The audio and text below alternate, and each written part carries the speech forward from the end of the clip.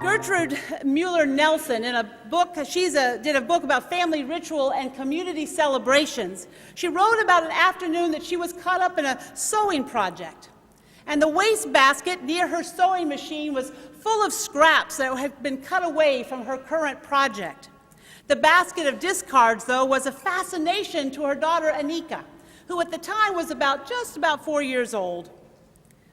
Anika began going through all the scraps, and she was searching out the long and bright strips of them and collecting them, and then off she went.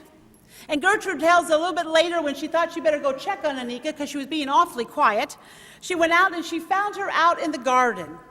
And she was affixing the strips that she had collected to the top of a pole using these sort of great sticky wads of tape. And Anika then proclaimed, "I am making a banner for a procession. I need a procession so that God will come down and dance with us." And with that, she solemnly lifted up her banner in the flutter in the wind and began to dance. Oh, I just love that story. I love the creativity, the wonder, and the trust that Anika displayed. Her desire is simple, to have God dance with her. And with clarity of purpose, she sets out to make sure that that happens, trusting that if she has a procession, God will join her. And as she begins to dance and swing her banner in the air, can't you just feel God's delight in her? And I have no doubt that she experienced God joining her in that moment. Oh, to have that trust and faith of a little child. Maybe that's why in Matthew's gospel we hear Jesus tell the disciples, when asked who is the greatest in the kingdom of heaven, say to them, "Truly I tell you, unless you change and become like children, you will never enter the kingdom of heaven." At least part of what Jesus means, I think, is that unless we can be lost in wonder, unless we can free ourselves up to simply enjoy and celebrate God's presence among us, we will miss a bit of heaven that's right here with us now. Well, today, Rally Welcome Day, seems a good day to be reminded of this, for this is a joyous Sunday for sure. We even began with our own procession of ribbons and dance. But ironically, it's also the day that we mark the transition from our summer schedules to our normal lives. There is a sense that in September, we all have to get back to work, even if we worked all summer. It's time to become serious, to put our noses to the grindstone, for playtime is over. Even our church participation becomes part of this routine as we come back after summer breaks, associating our life together here with sort of the return to work. So there can be just a hint in September of returning to drudgery of our lives, and sometimes church can feel as if it's part of that hard work. But our life of faith needn't feel like drudgery or work.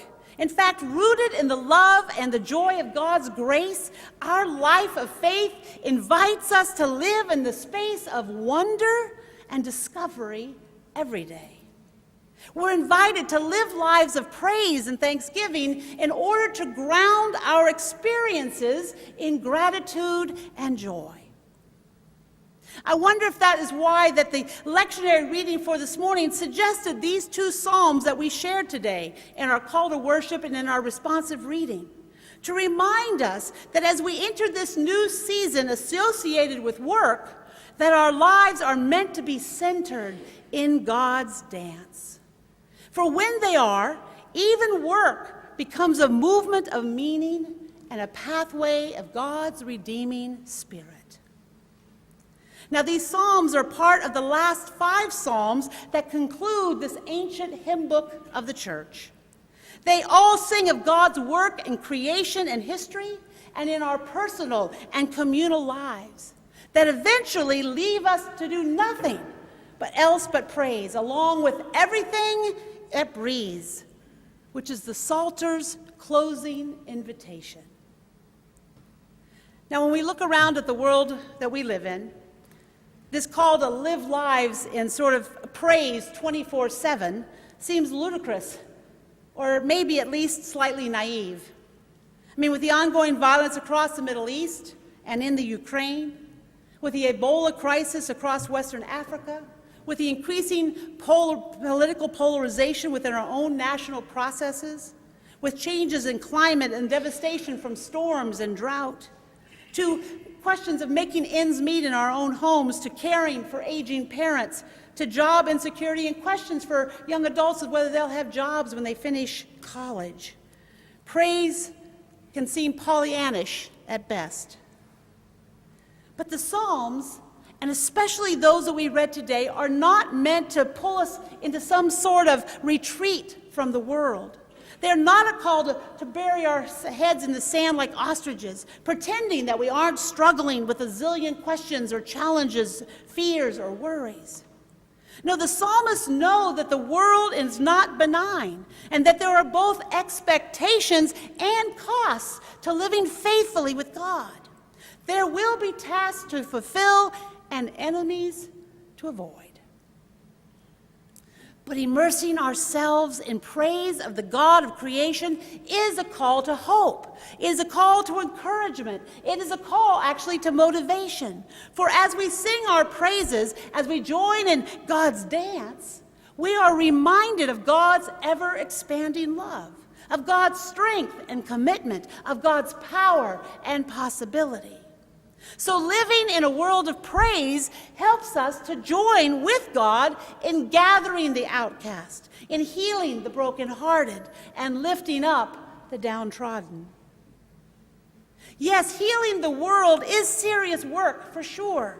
It is God's work. But when we enter that work with a spirit of joy, we discover a spirit that sustains us for the long haul. When we gather together on Sundays, we celebrate life and our desire to side with all things that bring life to creation. When we gather together on Sundays, we're prepared to resist all the forces that stand in the way of God's justice, salvation, and peace. When we gather together on Sunday, we hear and we echo the praise of all God's creation, and we respond to the invitation to dance. Oh, sisters and brothers, in a few moments we will be invited to come to this table. And it's a simple thing, really. For when we come, we receive yet a small piece of bread, and we dip it in grape juice. But in those simple acts, something so much more is happening. In those acts, we remember the Jesus who danced with God like no other, who despite the cost, trusted God enough that even death became life. And when we come, we acknowledge that we also are participating in that dance with our own lives, saying that we want to live as Jesus lived, believing that we do experience the kingdom of heaven even here in the midst of this very broken world. And when we come, we proclaim our trust that there will be a day when every tear will be wiped away and death will be no more and all creation will sing in joy. So like Anika, I think we need a procession so that God will come down here in this place. Among these people, you and I are invited to pick up the scraps of our lives, of all the colors and the shapes of our lives, of the sorrows and joys, of the failures and the successes, of the doubts and our convictions, and to make a processional banner out of all of it. Use big sticky wads of tape if you need to. And then let's this season be one of joy and hope and laughter and love, caring and compassion and understanding. For if we will let it be so, I do believe that we'll discover that God is here and the dance can commence. Amen.